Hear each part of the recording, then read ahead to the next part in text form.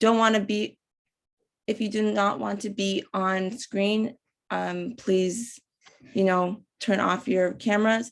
But at the moment, as you can tell, the people who are on the screen are just our speakers. So we're all here today to learn more about how to speak to our loved ones about getting vaccinated, to make sure that we have the tools to have those difficult conversations. And I'm really eager to hear from our three amazing panelists and speakers, Dr. Danyaal Raza, Terrence Rodríguez, and Olga Sierra Rodríguez.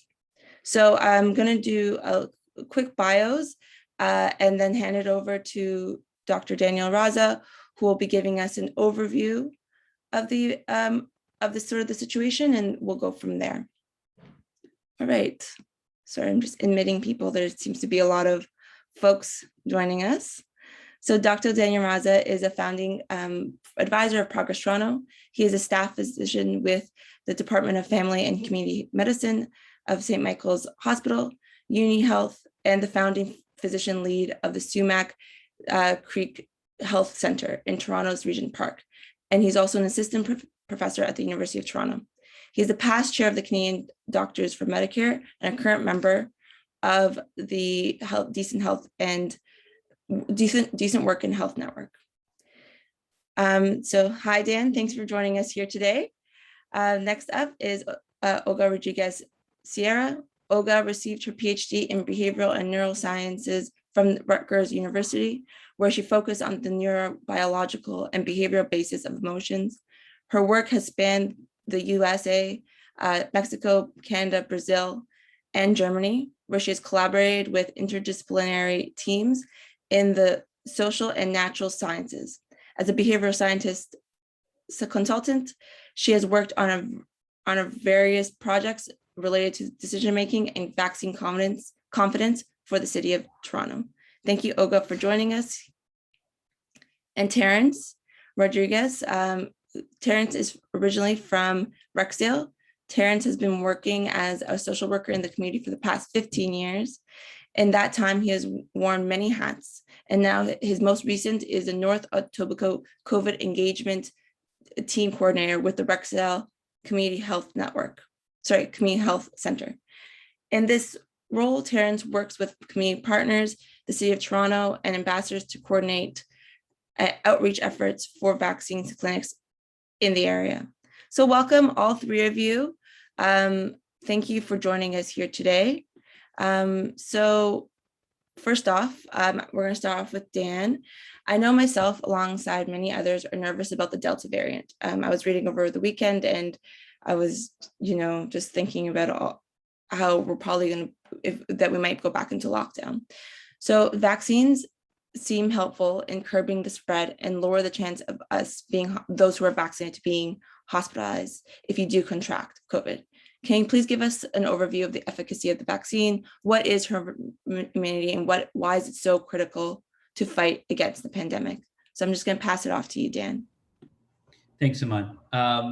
Yeah, I mean, this is the question on everyone's mind. I'm going to walk through kind of where we are in terms of the provincial reopening. But it's important, I think, to remember is a lot of the step reopening that the roadmap that was released in the spring was when we knew less about the Delta variant, and a lot of the percentages and the reopening goals were based on what we used to call the UK variant, which is we're now calling the Alpha variant, and as well as the original strain of the virus. So of course now, the most recent iteration is the Delta variant, and the good news is the vaccines continue to be extremely effective, including against the Delta variant. It is true that, the reason we are concerned about the Delta variant, of course, is because it is a more virulent, in other words, a more infectious version of the virus than the previous strains before it. But the data so far is really encouraging. So there's been some studies out of the UK that looked at the mRNA but also the AstraZeneca vaccine, and they found that the mRNA vaccine was, if you want protection against hospitalization, it was 96% effective, which was only a few percentage points lower versus previous versions of the virus. And it was 79% effective against developing any symptoms at all. So still extremely effective. There have also been a lot of reports in the news about this concept of breakthrough infections, right? I think that's what people also are worrying about right now, and that's people who are fully vaccinated who are still getting COVID. And it's true that's happening because even with the original strain, no vaccine was 100% effective. So of course, as more people are getting vaccinated, we are going to see some people, even who are fully vaccinated, get COVID. But the really, really good news is, and this is why vaccines are so powerful, is that you're not going to get nearly as sick. It's going to feel like a very mild viral infection, and you're not going to, you may for most people who do get symptoms, you may miss maybe like a day of work. Versus without vaccine, you'd be at much higher risk for things like hospitalization. So I think sometimes it's being, hyped a bit more than it deserves. But the good news is vaccines are still extremely effective. I'm going to also kind of set the scene because, every day the news is kind of reporting on where we are in benchmarks in a vaccine percentage. So I thought it may be helpful to kind of look at, where are we in the province? Where are we in the city?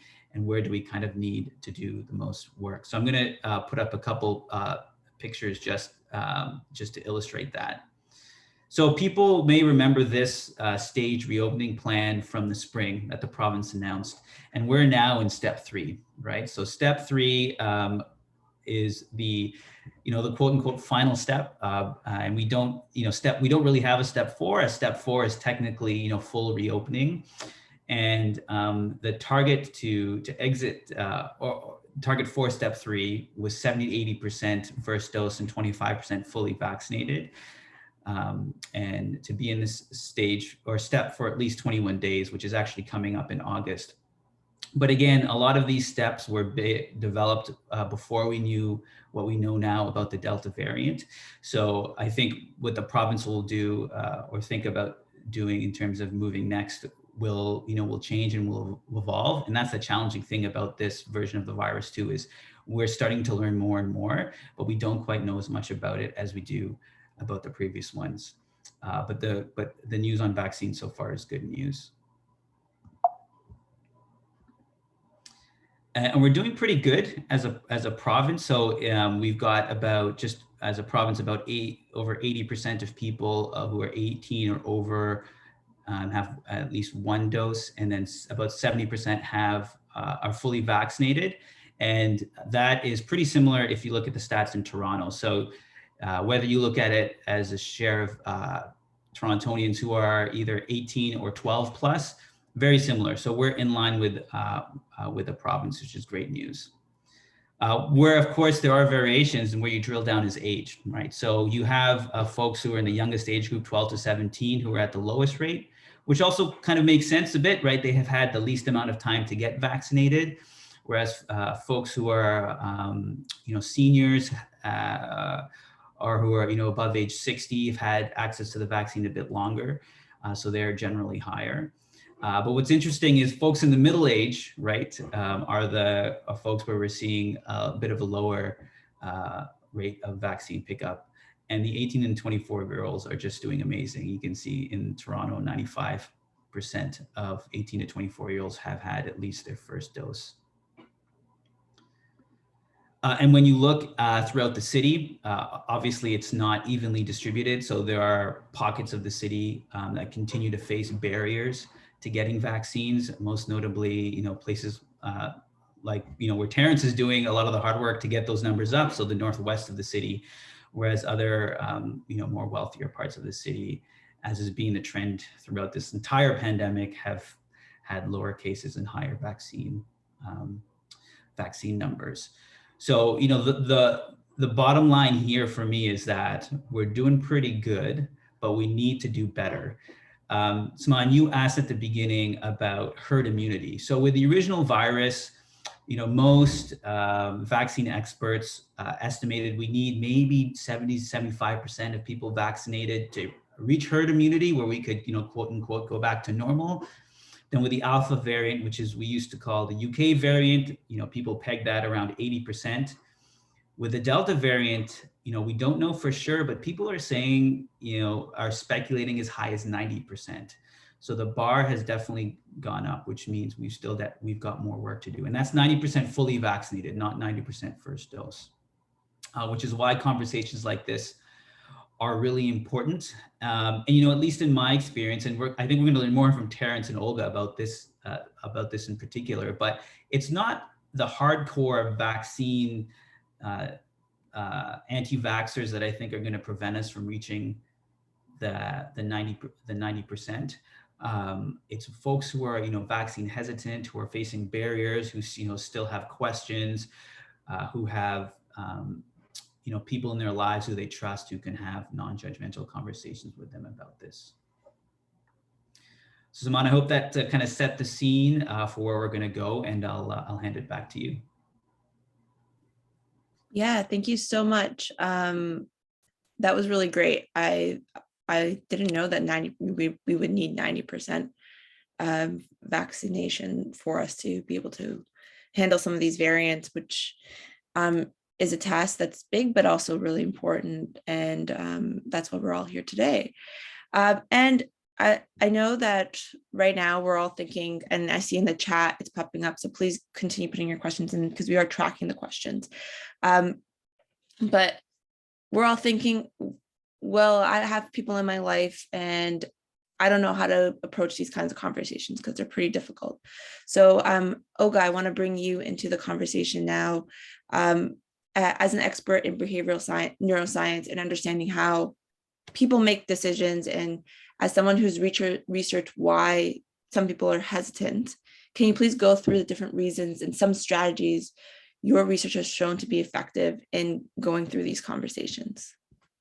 Yeah, thank you, Saman.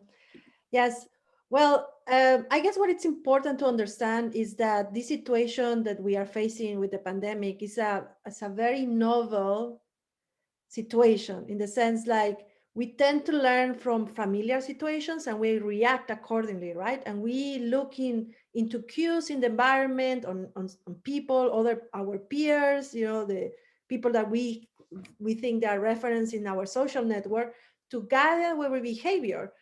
But right now, this pandemic has brought in a scenario full of uncertainty, and we don't do very well under those circumstances. So we tend to believe that what we need to make people take the right decision is to give the right information. And that's generally like the default that we think is like, oh, they just need information. If we give the right information to people, people will take the right decision. And so what behavioral science and psychology have shown is that this is not the case. You can keep on feeding people with facts, but that not necessarily affects their perception, their behavior, and ultimately their decisions, right? So I guess like what is important to remember is that we, as people who have access to different members of the community, we have the opportunity to connect, not at the intellectual level, but also at not only at the intellectual level, but also at an emotional level. So if you can imagine that you are facing a novel situation, such as a pandemic, and if you have followed the news, you know that there have been lots of contradictions there. Or like at the beginning, it was okay to not wear a mask. And then later it became something that it became the norm to wear the mask. And now no one really says that, well, some people say it, but let's say official advice is that you should wear your mask, right? But there have been a change, right? And so in a way, it's like suddenly like the order of your world, it got disrupted and you don't know what to do. And when that happens, generally people react with fear. And when they react with fear, they are very cautious about what they want to do, about what decisions they are going to make, right? So I guess like us, when we are talking to people that are our beloved ones, it's important to understand like what is the underlying emotion that they can tell you like, oh, there is like, I don't trust government, right? But there is an emotion underlying there, that then people who are connected to them, that they have close connections to these people, can help like cover for that emotion, right? So if it's fear, like how can we make you feel more comfortable with like taking the vaccine, for instance? So obviously, when you talk to people, they can communicate different concerns. It can, for example, express that they are afraid of side effects. They are afraid of that risk, and maybe not understanding that the risk of not taking the vaccine is higher than the risk of having side effects or serious side effects. And people are not really good at comparing risk, and that's at a cognitive level. But at the emotional level, at the end, those risks mean fear of something, right? And so you can really try to empathize with that emotion. And I think that's why when the city of Toronto instrumented this strategy of having like resident ambassadors to go and talk to people, it made a right decision in terms of like, you don't have only you don't need only people who are professionals, which are very important to disseminate the information. You also need messengers, and some of those messengers have the capacity to connect at different levels with people that not, for example, a radio spot will not be able to do that, or like I don't know, some TV commercial will not be able to do that, or a flyer will not be able to do that, right? So I think I would like to acknowledge that those numbers that we see now in the city of Toronto have been also contributed in great part by the effort of the community, who had been going out and talk to other people and hear them.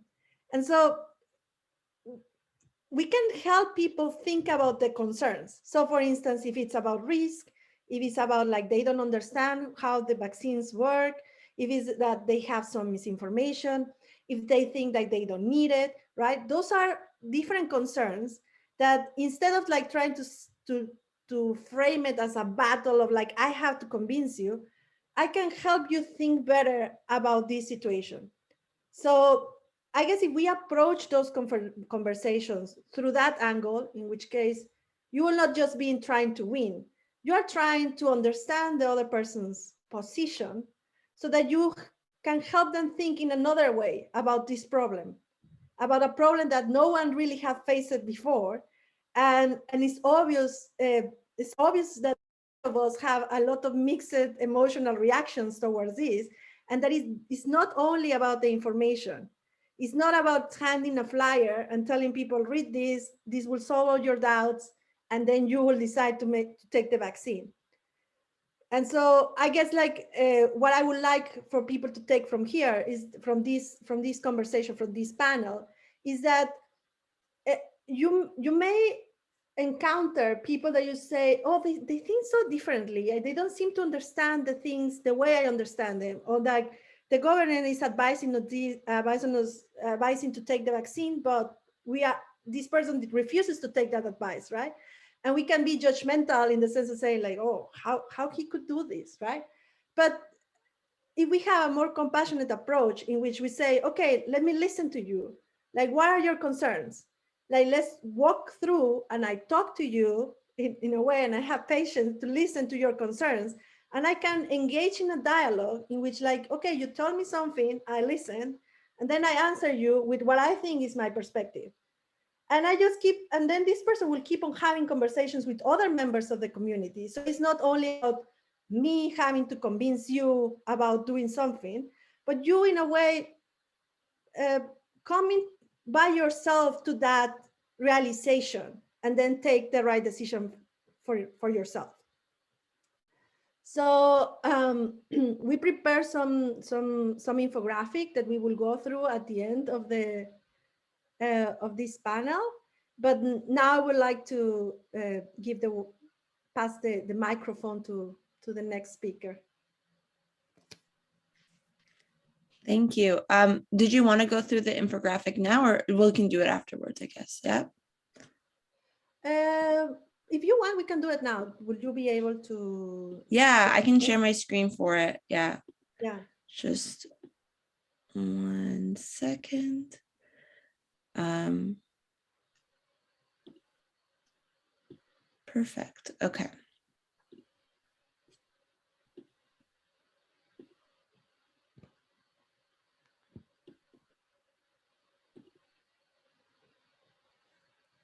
So we follow certain principles on how to have empathetic conversations with other people.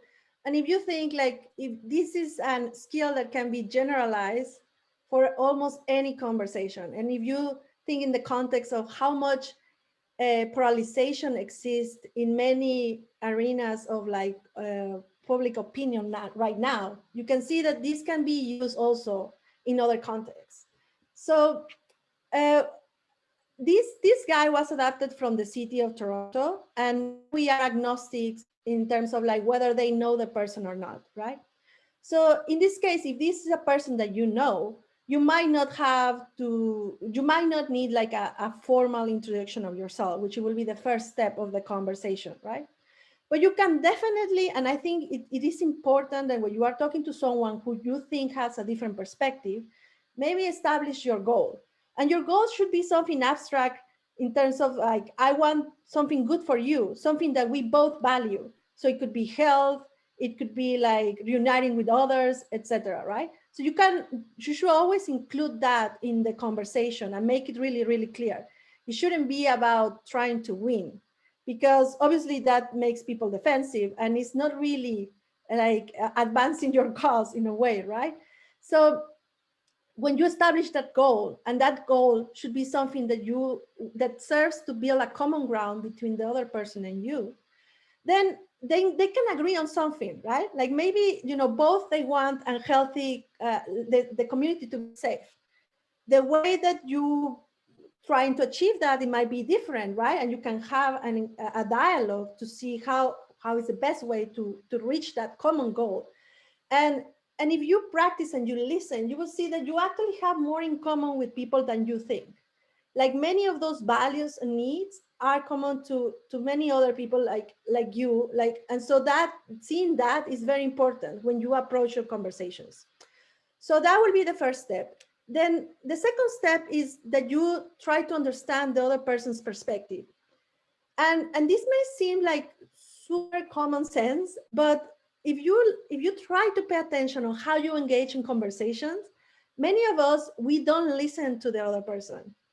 We already, or we listen to certain words, certain phrases, and then we already thinking about how to respond and how to like we build in our head a review already, and we are not listening.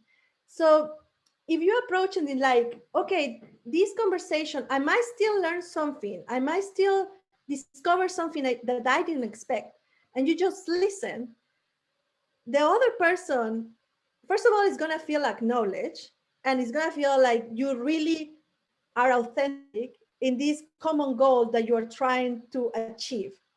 So let's say, like, if both of you want to be healthy and safe, and then you say, okay, I'm going to pay attention. So this is the way where you think you're going to achieve that goal, right?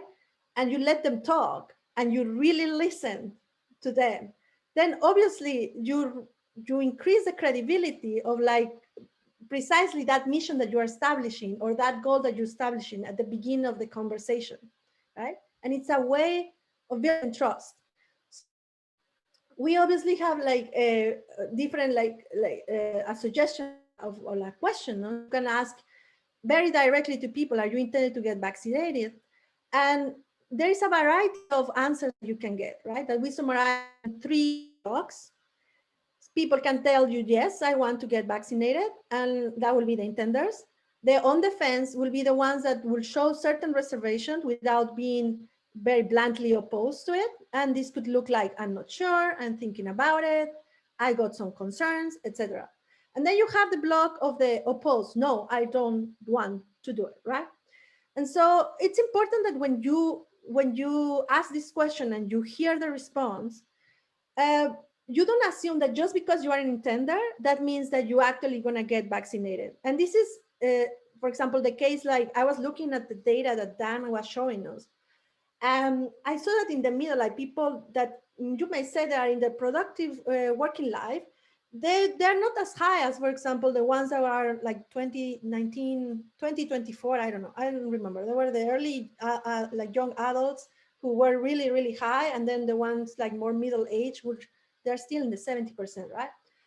So people might tell you like, yes, I want, but it might be that there are barriers, like in the sense of like they might not have the time, they might be too busy, they might not have childcare.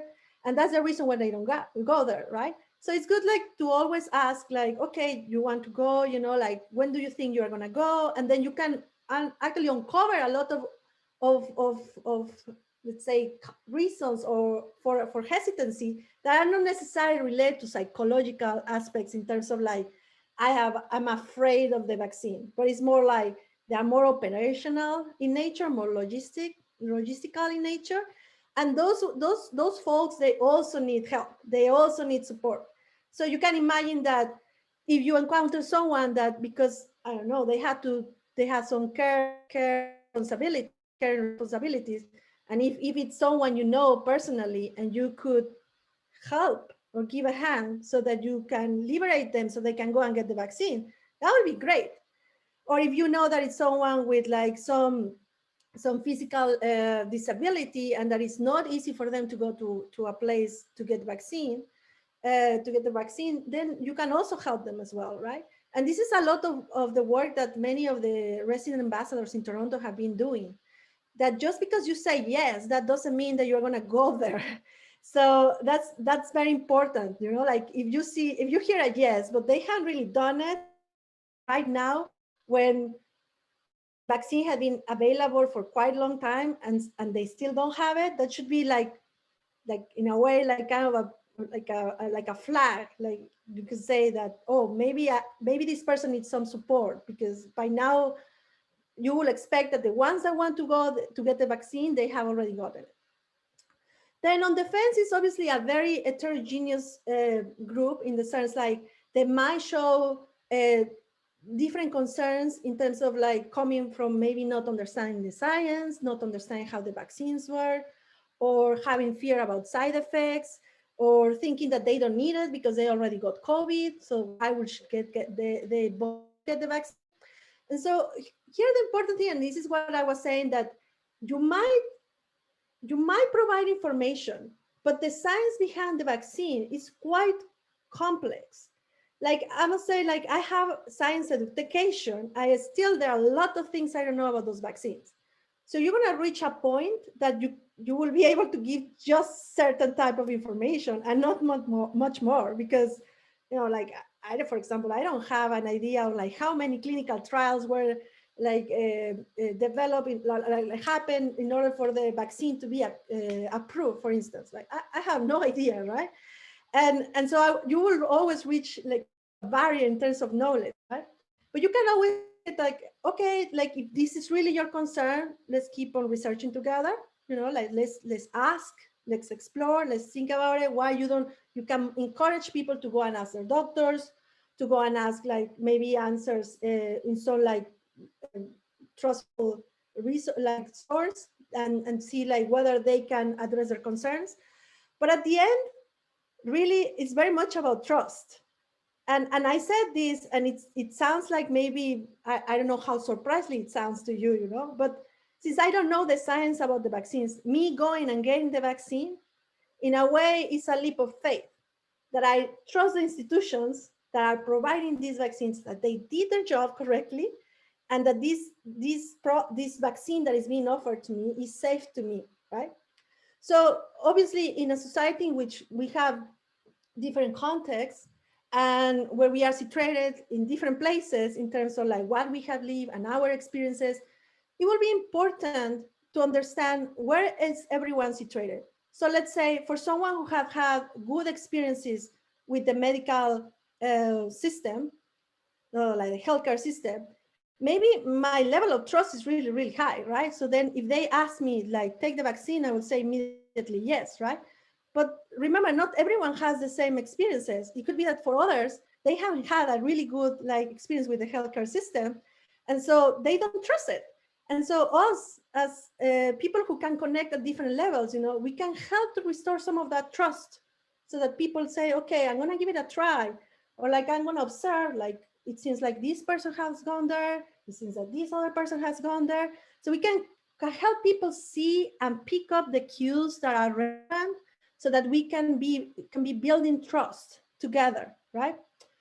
And so this is at the end what I said, like it becomes more something about like feeling confident. You know, we talk about vaccine hesitancy, and then you have to build confidence. But that confidence can be built in different ways. It can be with information, true, but it can be also through like supporting people to gather information and to pay attention to like what is happening around. Like people are not dying from receiving the vaccine. So we have been seeing how many people, like a great number of our population in Toronto have received the vaccine and they are doing fine. And pointing to those kind of cues can help people increase their confidence. And not only that, also like our own actions, like our own experiences can help them, because people learn also from others. Like if you say like, I went there and it went fine, you just had a sore arm and it went okay, that's fine. You know, this also helps build confidence. And then we have the group that it says no, right? Like they just definitely, they had reasons to believe that they don't want the vaccine, that they don't need the vaccine. And these are the tricky ones, because we would probably, we can assume that now that we are in this moment, at this time point of our vaccine rollout, that the opposed group, which is in reality a minority group, is not the one that like make part of the most of the population in Toronto. They are being the ones that are being left behind, let's say, right? Because they didn't want it. They are very fixed in mind and they don't want to get the vaccine. So how do I engage with those kind of people? So if we go on to step 3, which I already kind of advanced in step 2, what you should do is like how to inspire action and confidence. And as I was saying, like we should help people pay attention to those cues that are in the environment. And if we can, and if we see that identify barriers to access to the vaccine, we should support them whenever we can, right? We should encourage that they look for sources of trustworthy information.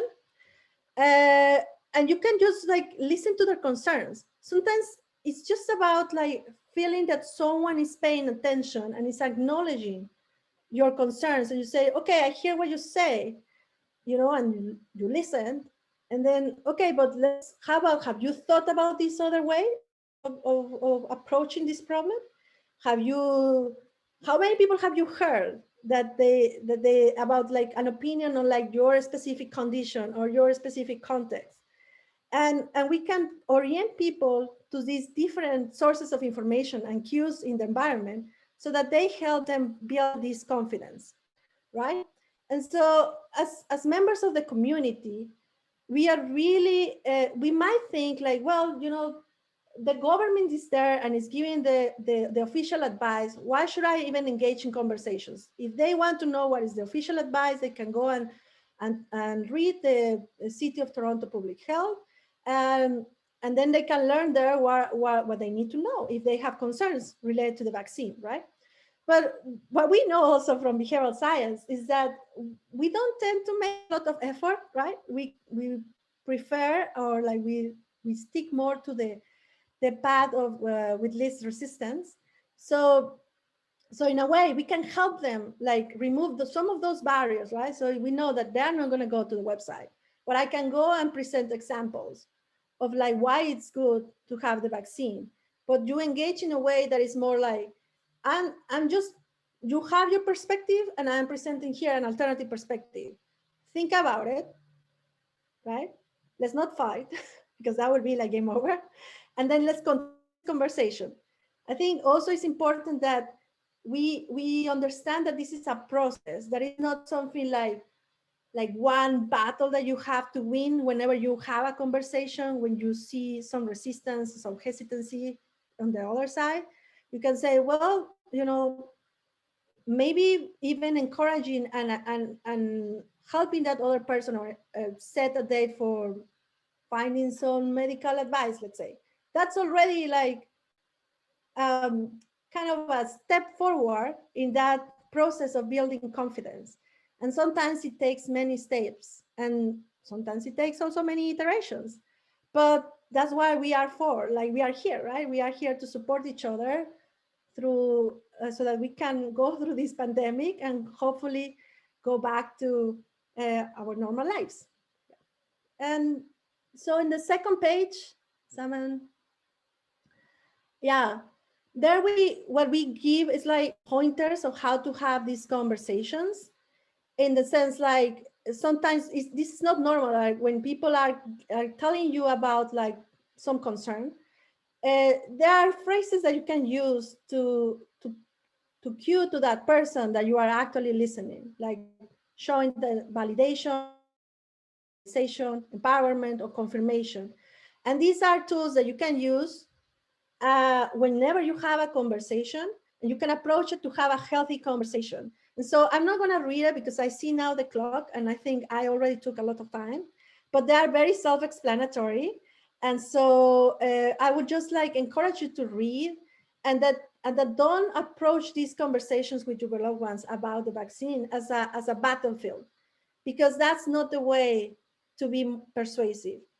It's more through having through showing empathy and compassion, and understanding that people sometimes they have a process to reach the decision that ultimately are going to take, you know. And I think the numbers are really high, so it's something to say that you know, we are in the process of getting everyone vaccinated, and some of them, they might take a little bit longer to get the vaccine, but that we should be patient and we should support them, and we should keep on like engaging in conversations and not like push them away, or help make them be more right, making, or help, like, let's say, try when you like you push someone away. Sorry, I just got a distraction with my son. You generally like push that person to be more isolated, right? And then if you don't hear from others, then you radicalize. So let's not do that with these people. Let's keep on engaging with them in like productive conversations. That would be my main message. Thank you. Thanks so much, Olga. That was I thought that was really great. And just for everyone who's asking, we will be providing this worksheet where I'll be emailing it out to everyone. So if you register for the event, you will receive it. So do not worry about that. Thanks, Olga, for explaining kind of the theoretical approaches, or giving us like the framework on what to use. Now I'm going to invite Terrence in, who you have tons of experience in having these sort of conversations. And you know how to have the productive conversations in real life. And I'm sure you're following the chat, but I empathize with a lot of folks in the chat as well who are spending a lot of time like trying to figure out different ways to engage. But you're an expert. Please take us through this. I'll pen it off to you. That's a massive question. But yeah, I'm definitely following through in the chat, and a fair amount of you already have the idea of how to do it and have been doing it on your own. But this is actually the nature of social work, in that it takes time. I can't tell you how many times we've had folks come into our neighborhoods coming up with these ideas, especially politicians, you know, like, hey, we want to change this. And then when they see that it's not changing yet, why isn't it changing yet? The reality is, when it comes to working with human beings, change takes time.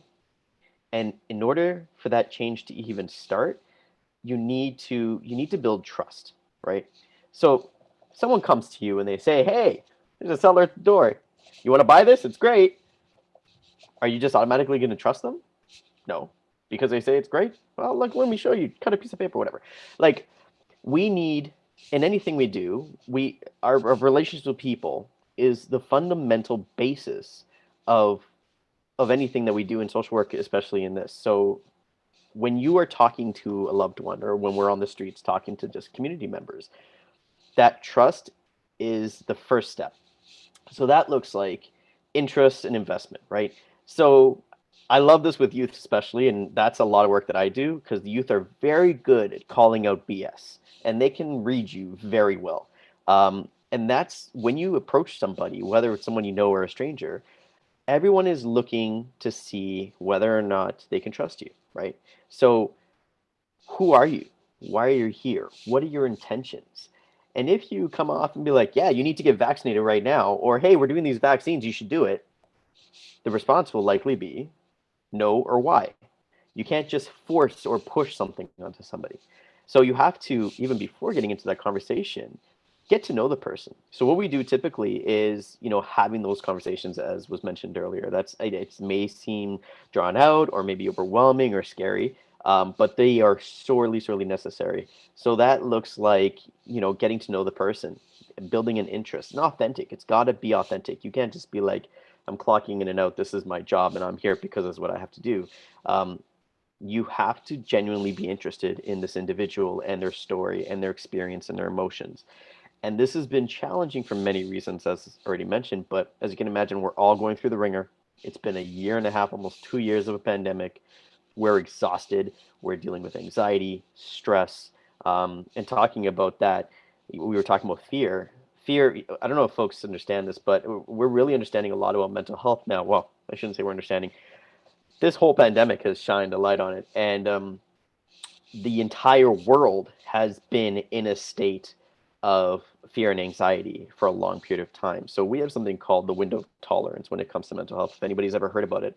And we go up and down all the time between like hyper arousal, which is like anxiety, fear. It's that like high driven, kind of emotion. And then there's the hypo, which is below, and that's when depression sets in. That's when you're not motivated to do things, things like that.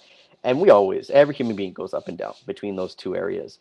And the window of tolerance is basically the area where we're still functioning. Like it's okay if we're higher, but we're still functioning, and lower, we're still functioning. When we go past those windows, those lines, that's when it really starts affecting us, when it's like panic attacks or deep depressions, or it can, manifest into larger mental health issues.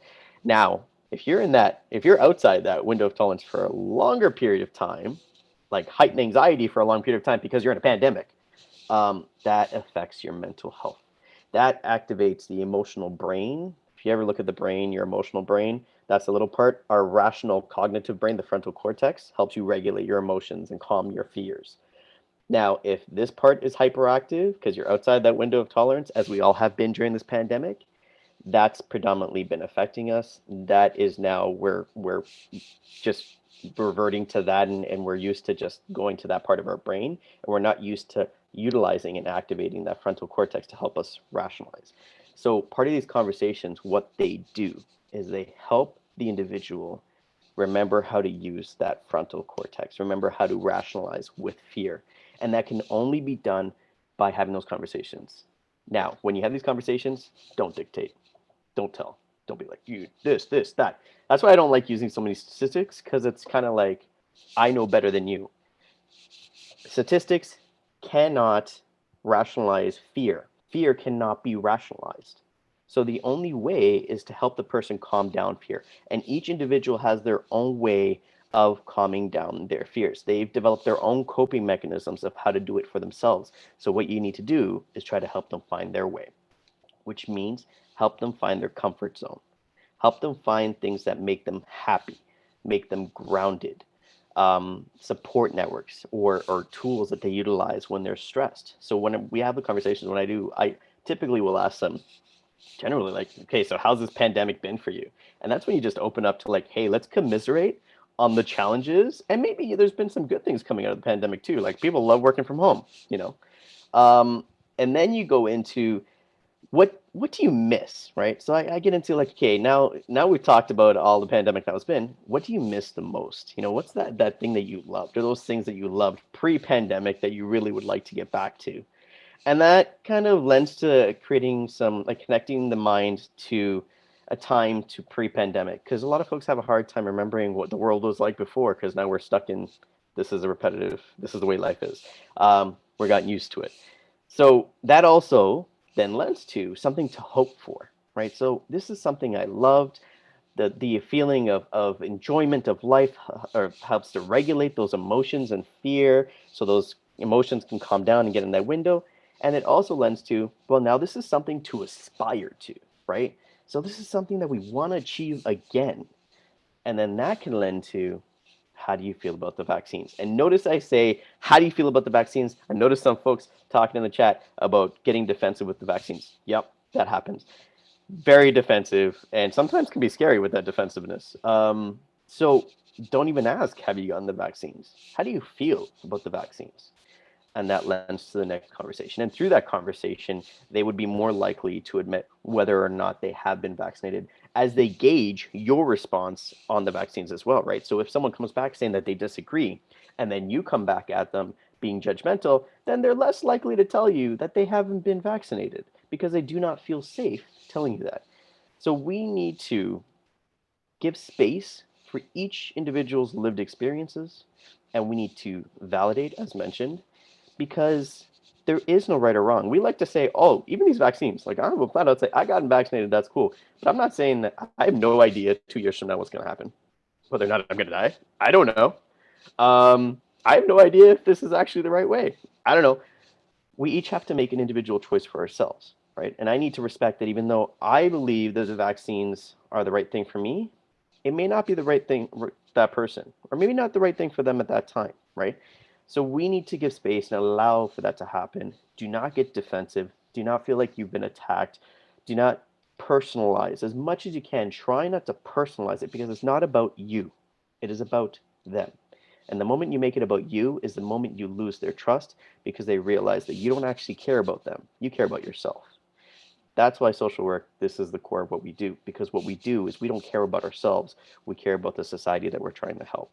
And so that's how that conversation works. And usually you find it'll go in three directions for the click moment, the moment where there's some kind of change.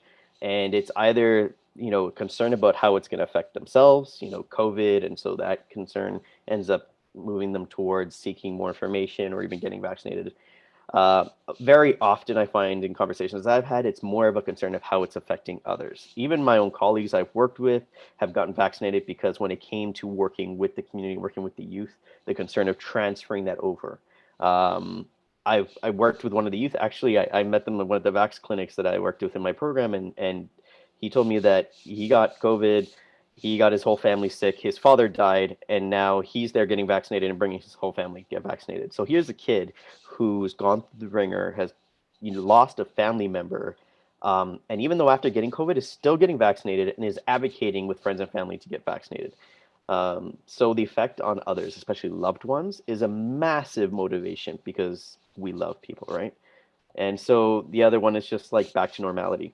There's this want or fear of normality, and going back to that. So what does it look like when it comes to, say, schools? Are you going to be allowed to go to school? What's going on with that? Are they going to open schools? And then travel. Travel is the other big one. Can you travel? Is the vaccine recognized? Is mixing allowed? And I will straight up have those conversations. And when they say, yeah, look at AstraZeneca, I say, yeah, totally. I think they underplayed the effects of AstraZeneca. And if you do not trust it, by all means, don't get AstraZeneca. Get another one that you trust, right? I would rather you get vaccinated than not get any of them at all. Mixing too, that's been another massive. We've had a lot of people come to our clinics trying to get third doses because they cannot travel to their home country, because we have a lot of newcomers in our community. So they can't travel to their home country because they've got mixing done. So that conversation turns into, well, that's a political thing happening right now. And it's not to say that it's always going to be that way. Our governments need to work it out with other governments to figure out how they can allow people to enter, right? Because as it stands, there are some folks that cannot travel. There was an individual who wanted to go to see their parent who was dying and couldn't, because they got sent back. You got mixed doses. So there's some legit concerns. And I'm not about to sit here and be like, oh, no, brush it under the rug. Oh, that's not true. No, it's true. It happened. It's happening. And if you are real to that, they are more likely to trust you. So honesty, authenticity, investment, interest, and just hold space. Don't expect it to change in a night overnight. It takes time. And the work I do, I tell everyone, it takes about a year of me working with the youth for me to start seeing a change in behavior and in life. we have to have that investment. And so if you are looking to support, my best advice to you is first, be aware of yourself, be aware of your reasons for doing it. Is it for yourself or is it for that person?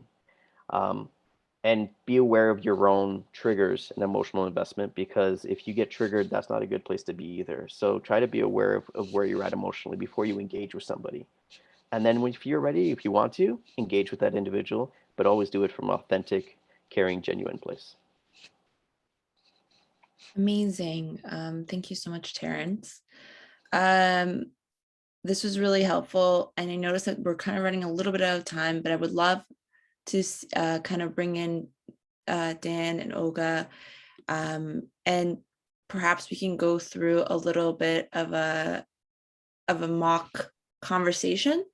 And I'm just going to leave it to you guys to, and I think it'd be really great to see how everyone can talk to each other. See something live, I guess. Okay. So we're talking to both Dan and Olga, or separate? You want to do it? I'll talk to Olga. Okay. So you start. All right, sounds good. Glad to hear Hi, about it. Olga. Nice to meet you. Hey, How you doing? Terrence. How you I'm good. doing? Fine, fine. Awesome. Are you enjoying this weather? Because it's beautiful outside. Have you seen that? I want to go ride my motorcycle. I'll be awesome. Nice. So I'm just going around the neighborhood, engaging with people, talking about this COVID stuff, talking about this vaccine stuff, helping if you need any help, answering some questions. So I got some information. If you're down, I'd love to talk. If you're not wanting to talk right now, that's cool too. If you'd like to talk later, I'll leave some info. But it's really just trying to have a safe, friendly space to talk about this COVID stuff without, any fears or stress. Would you be down for talking, or maybe another Sure. time? How do you feel? Yeah, Yeah? yeah. Sounds good. Cool. So I gotta ask the question because I always have to ask this question. How's COVID been for you? How's this Oh, pandemic? like it's been hard, like the days repeat one after the other, but now I think I'm gotten used to this routine. But at the beginning it was hard. It was really hard to adjust to suddenly having a complete different routine. But yeah, I guess like now I found my own like flow, and now I'm actually enjoying being at home. That's great to hear, actually. That's kudos to you because it's quite challenging.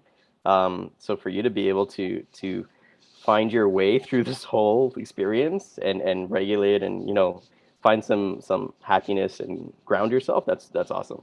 Because there's a lot of folks too. Like I don't know if you're working from home. I've been working from home. There's been a lot of tension during COVID with this home situation, and it creates a lot of tension when you're around people all the time. So if you're able to work from home, that's great. I don't know if you have folks around you. Do you have folks that live with you at home? No, I live by myself. Ah, okay. So that could be helpful too. Do you have any pets, or is it just you? No, no pets, no No pets. pets? Myself. Yeah. So how do you feel about that when, like you're alone, you're working from home, but then, you don't have any family or pets around you? Do you do anything when it comes to like socializing to help with that aspect of your life? I spend a lot of time on the computer. I have so much work, most of the time. And then, I chat with some friends, and then mostly people like, I come from Mexico, and then most of Hmm. my friends are there, right? So that has been a little bit difficult, right? I don't see a lot of people.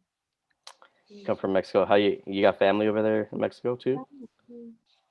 Yeah, yeah, So you can it's keep hard, in but then contact. also, like, I mean, it's not safe to meet anyone, right? So, Right. So yeah. before COVID, did you do a lot of traveling? Did you go see family to Mexico all the time, Yeah, or sometimes if I could, if sometimes? I could, I went there. Yes.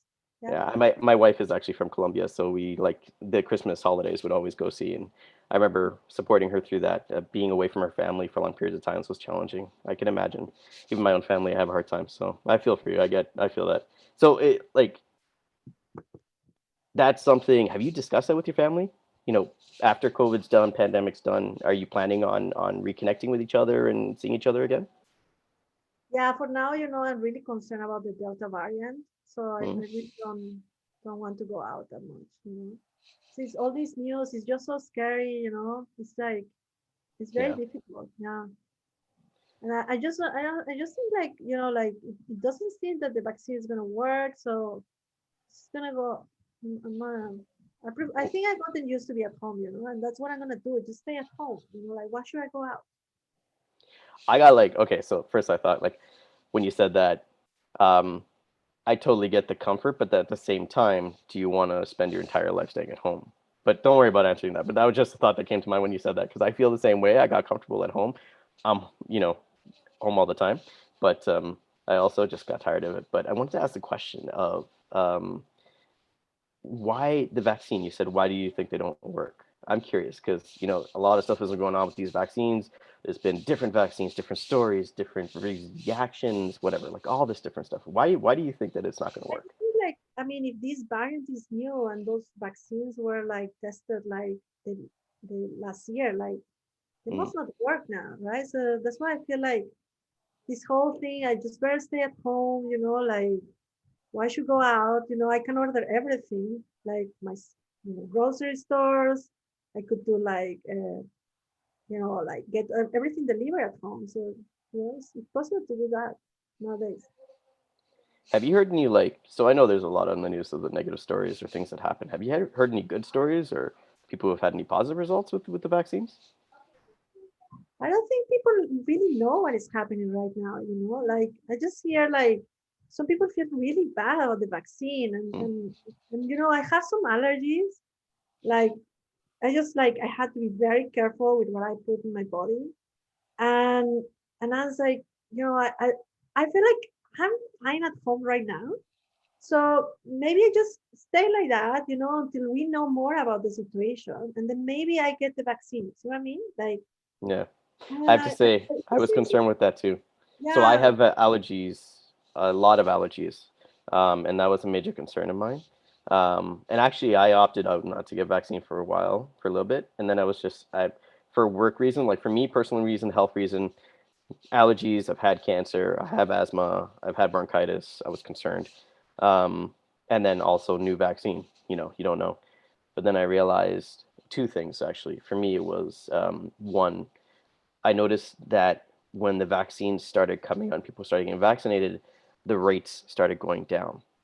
And that coincided with each other. So I'm like, okay, there's got to be some truth to that. But then the other thought was the work that I do too, right? So, and the people I connect with. So I live with my wife, but I still have extended family that I'd love to see, my niece and nephew, missing celebrating times with them, graduations, all that. So I really wanted to be able to connect with my external family, but also the work I do too. I was concerned of transferring that to the youth I work with, so I didn't want to do that as well. So it's a balance, right? We all have to figure it out for ourselves. What's the lesser of the two evils, right? So I imagine you sometimes go through that thought in your head sometimes.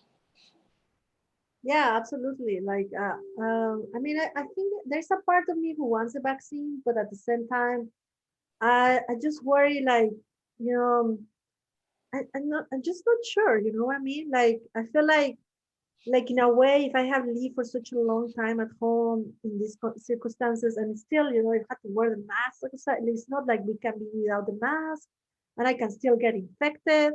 It's not like 100% protection. Like I don't know. Like I just feel like I just continue doing what I have been doing the last year. So I got a question. Would you be so I know there's like people have a lot of medical questions, and I am not a medical professional. But I do work at the health center and we have people who are down for answering questions. Would you be interested in having a conversation with, say, a doctor to answer any questions or concerns you may have? Not to get you vaccinated, but if you have, instead of watching the news, reading things online, actually talking to someone directly, would you be interested to just, ask a bunch of questions and see what they say? Do you have a doctor you trust? Like you say, you have these like Yep. conditions, right? So Yep. which is the doctor? Do you go Yeah, someone my who doctor is at oh, Black Creek. I just don't like that generic advice. You know what I mean? Like I feel like my situation is really different, and like I just people don't listen to me, and I just don't feel like they're really understanding what are my concerns. Yeah, definitely. So how about this? I mean, we have a bunch of doctors at the health center. What if, could I follow up with you and then I can get a list of all your concerns? and then I can defer to our team of doctors and see who is most equipped in dealing with those concerns or working with patients with those concerns, like they're more qualified, and then see if you could talk to them. Would you be down for that? Could you do that for me? That would Yeah, be amazing. definitely. Of course. Oh, that's so sweet, Terrence. Oh, no worries. It's Oh, I that's trust me, nice. I would feel the same way. I felt the same. I did the same thing, so I feel you. But yeah, Okay, we need to do this. We need to support each other. So anything you need, here's my info. I'll follow up with you, I and will have then a we can do very this long connect. list of questions. You will get Awesome. it. Thank you. No problem. Thank you. Wow, that was amazing. I know everyone in, I think everyone in the chat's like that, like the intricacy of that conversation was really great. Thank you so much for leading us through that. I know we've run a little bit out of time, and unfortunately Dan had to leave because he had a patient coming in. For folks who probably has saw, that wasn't a green screen behind him, that was his doctor's office. So he had to run away to do that. But thank you both so much for leading that conversation. You could just see how the conversation, like Terrence took Olga through the conversation so eloquently. And at first we're all like, where's this going? And then we just saw like how every bit, every step, like, yeah, how it all fit in. It was a beautiful, beautiful little puzzle. I do want to ask if Terrence and Olga have a little bit of time, it'd be great to get some of the questions that people have answered. If is that cool with you two? I know we're over time, but it's a really fruitful conversation, so I thought it might be good. Yeah, so one was how do we address folks of deep beliefs in like natural herbal medicines or strongly averse to the pharmaceutical industry? So people who are like, I eat healthy, I don't need this vaccine, and also the pharmaceutical companies aren't really there to help us. Like, you know, they funded the opioid crisis, some legitimate concerns about that. So I'll let you two answer. I agree with them. No, I don't fully agree with them, but I agree with them. Like, the truth is, these companies, it's a capitalist system, right? So we live in a capitalist system, and these companies have utilized these drugs to take advantage of us for their monetary reasons. And that may be the case now. That may be happening right now with Pfizer, Moderna, whatever. But it also doesn't take away from the data that's proving that it's working, right? The efficacy of it is working. So we're getting more vaccinated, and the numbers are going down.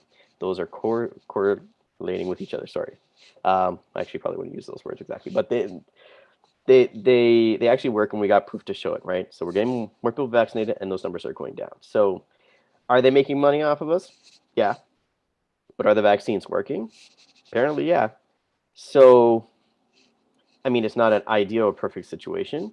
But then when you look at, say, Western medicine, I agree. Sometimes there's a lot to do with like Western medicine. It doesn't work, or it's not as good as like naturopath stuff. Everybody has their own journey, or their bodies respond to different things, right? My body may respond better to some medicines and yours doesn't. There's many different variables to take into consideration. But to close off completely to Western medicine is not a good idea either. I mean, look at insulin. Insulin has saved how many lives? Are you going to just say now insulin, because it's Western medicine, is not, it's not good, it's not helpful, it's not useful? So we need to make sure that we don't go from one extreme to the other. Find that happy balance that works for you. And if you have doubts or concerns, they're valid. It makes sense. But don't completely distrust and close off to things that may actually be helpful and useful for you. Right. Yeah, I would just add probably, I mean, I agree completely with Terrence said. I guess that I like to use this metaphor, right? Like we cannot know everything. So each conversation helps us learn something new, right? So if this person thinks and has put the pharmaceutical company in like, those are the billions, those are the bad guys, you can say in some way, yes, right? And then you can even go to that place where they want you to go. But let's say, well, but the reality is a little bit more complex than that. Because, and I guess like also when you engage with like political discourse, right? And you start learning about politics, you realize that it's not about black and white. It's like kind of in the middle. And if you can move them a little to the middle to consider that there might be some advantages and that not everything is negative. And if you just can move them from that extreme and leave it to the middle, that is already a direction towards building confidence and this, right? So I guess no one can live in society only through like natural, well, in our modern society, you know, especially here in Toronto, I assume, like with rejecting all like science. So you will be able to find good examples, and sometimes providing good examples, just as Terrence said, like, well, how about like, you know, if that would be true, that would mean that for someone who has diabetes, would you advise them not to use like insulin? Or do you think like it's not working? And then just let them respond, you know, and maybe they said something very extreme that you're like surprised. And it's like, how about this other person, you know, and then just go through examples and let's see if you can start them, like move them to the middle, right? But I don't think like kind of trying to adopt the position that you're trying to defend the pharmaceutical industry is going to take you very far, right? Like that is not going to work, because I think we can find really bad examples of like pharmaceutical industry taking advantage of us. Yeah. Yeah, great. One last question, and then I'll ask Wayne if you want to ask your question. I see your hands up. But how do you tackle like someone who has like immense pride in their position against the vaccine, and especially when it's like based in like quote unquote fake news and some of that like anti-vaxxer information about, you know, we all know what that looks like, but how do you tackle that? Someone who's very prideful and about their position, and they're very like have contempt for those who are vaccinated, I guess. So for me, pride is, especially to that level, pride is not necessarily pride, it's more ego. And ego is reflective of insecurity. So if somebody has an ego, it's because they're very insecure. And so when I see that, it says to me that they're insecure. So in that conversation, I'm sure they'd come back with, you know, this person, that's that, this person, that, okay. I would divert from them utilizing any kind of external source as reference and continuously ask questions about self. Get them to reflect of their own experience, their own feelings, because a person who has an ego, that insecurity, they utilize that ego to divert from reflecting on their insecurity and resolving that insecurity, which is why that ego exists. So I would, ever so gently, maybe not gently, depending on the person, sometimes people need a kick in the butt, but get them to reflect. So be that mirror that gets them to look at how they feel, their own thoughts, their own feelings, and not regurgitating what they're hearing everywhere else. Yeah, I mean, I guess like those will be the very hard to convince. And I have faced myself some of these conversations where they just like, it just seems impossible. I mean, you bring examples, etc. But I guess like, and I agree with Terrence, right? Like it's about egos. And there is a temptation that you try to defend your own ego. And you should not do that at all. You should be beyond that. And I really love what Terrence said during his the conversation, that it's not about you, right? You got vaccinated. Get over it. You know, if you're truly trying to help other ones, then check your assumptions, right? And then try to say, okay, how can I go back to this? How can I give them some food for thought? So this person can think a little bit further, right? And if you go like, you can even think in terms like a Socratic method and follow that, you know, just ask questions. Ask questions. There's going to be a point where they're going to be like, you're going to reach the core of the situation, you know, and then you will make them think and rethink and question what they believe. And if you can reach that point without being like confrontational, that would be great. And then they probably need time. They will probably not change their mind, and that's fine. You know, they probably need another conversation. But you have planted a seed, and that's great.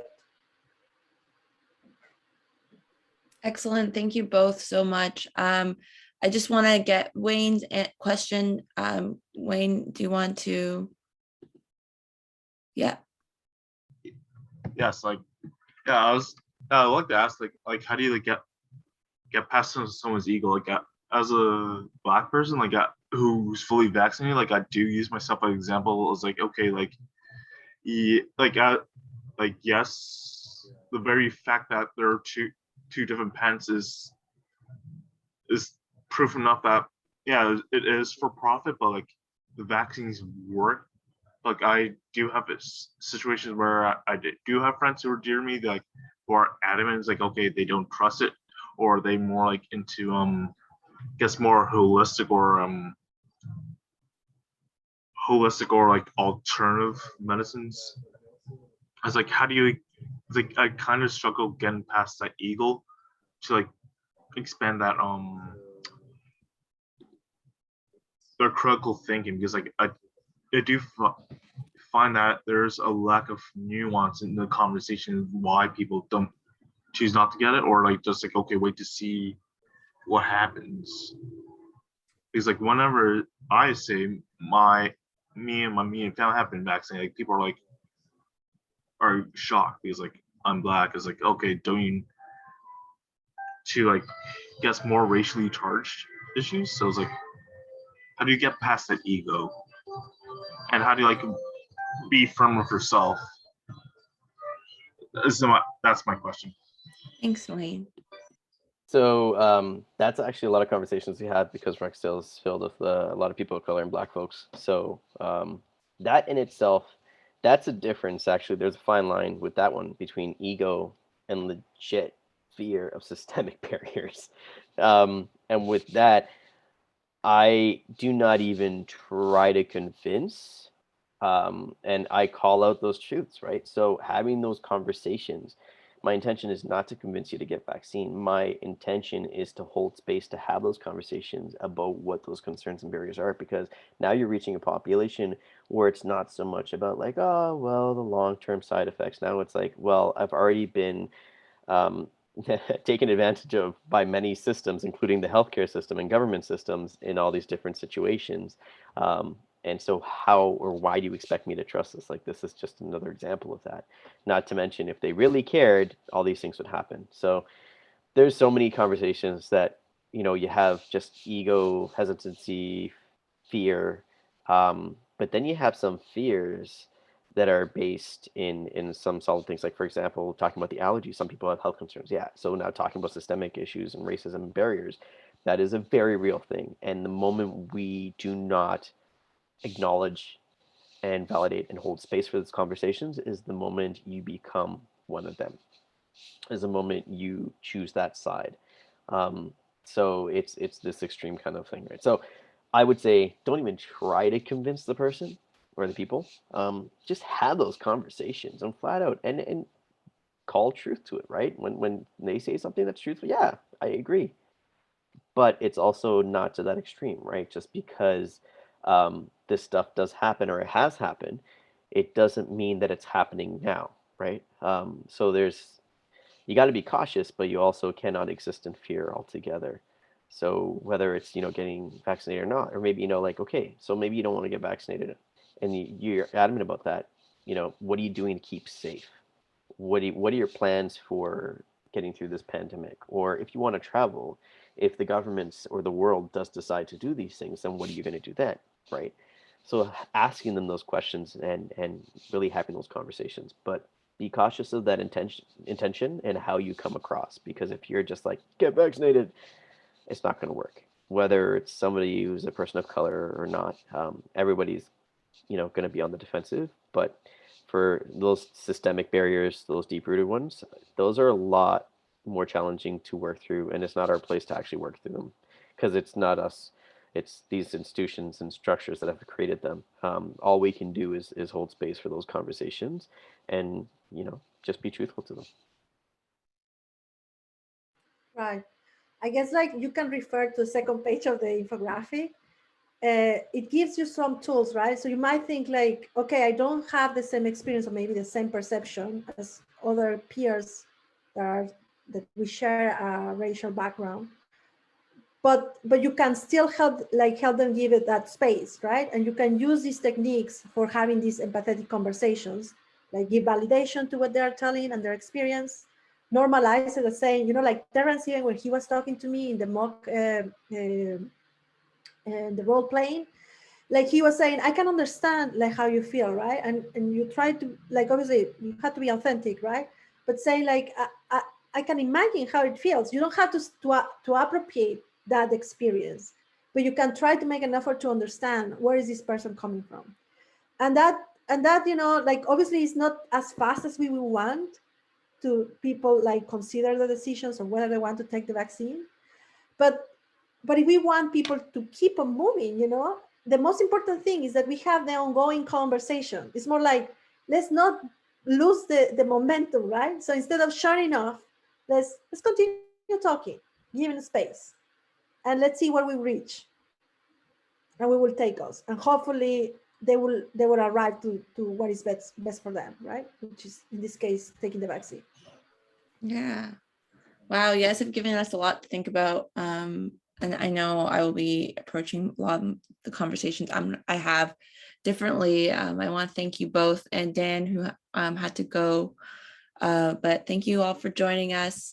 Thank you for being so active in the chat and offering your own perspectives and sharing what worked, what didn't work, and in the chat. That was really great. And it's kind of heartwarming in a way that we're all having similar experiences, and we're all trying to approach loved ones with as much care as possible, because we care about them and we want to make sure that this people get vaccinated. So we can kind of start moving away from the pandemic. And I know for me, I really want to travel back home and see my family who doesn't have access to vaccines. So this is all just really important. That impacts us on such personal, intimate levels. So thank you for joining us here today. I do want to invite you to the rest of our training series. I'm just going to grab the link for you. We have a free training series, and a lot of folks, this is the first time joining us, but next week we actually have a City Hall 101. So please join us for that. It's on next Wednesday. It's in the evening, and it's free to join as well. I'm just gonna put it in the chat. And if you do enjoy and you have a couple of dollars to spare, please chip into our training fund to help us help support this kind of programming. It's a dollar, like $5. If you can just chip in, that'd be great. But also understand that folks are struggling right now through the pandemic. As Terrence says, we're not really out of it. All right, I think my video has frozen in a funny way. I think, okay, there we go. Thanks all for joining us. I hope you have a lovely evening, or sorry, day. Usually we do this stuff in the evening. So, but thank you for our lunch and learn. Take care.